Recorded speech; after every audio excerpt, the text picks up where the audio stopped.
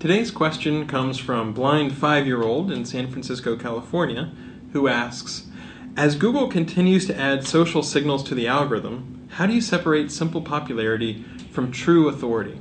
Okay, this is an interesting question. Now, there's an assumption about social signals in the first half of this question, but I want to address the second part of the question, which is how to separate simple popularity from true authority.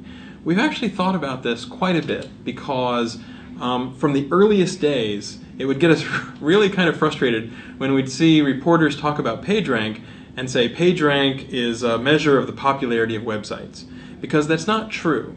For example, if you were to look at sites that are popular, well, for example, porn sites are very popular, but people tend not to link to porn sites. On the other hand, if you take something like the Wisconsin Real Estate Board, probably not a ton of people go there, but quite a few people do link to government websites. And so popularity in some sense is a measure of where people go, whereas PageRank is much more a measure of reputation. It's much more a reputation of where people link. And there is a disparity there, or else, porn sites would have the highest PageRank and government sites would be very, very low within our ranking system, and that's not the way that things work. We tend to see more links to reputable government websites. Okay, so you can separate simple popularity from reputation or authority, but now how do we try to figure out whether you're a good match for a given query?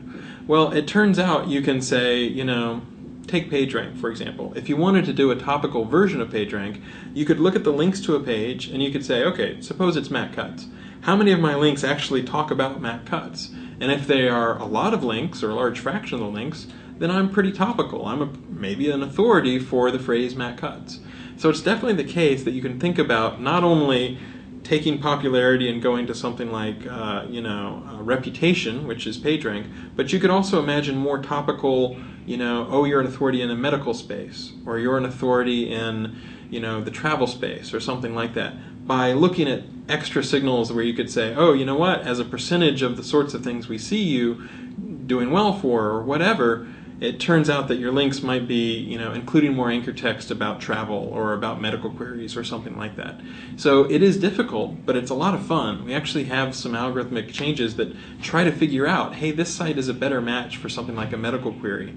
And I'm looking forward to those rolling out because a lot of people have worked hard so that you don't just say, oh, this is a well-known site, therefore it should match for this query. This is a site that actually has some evidence that it should rank for something related to medical queries.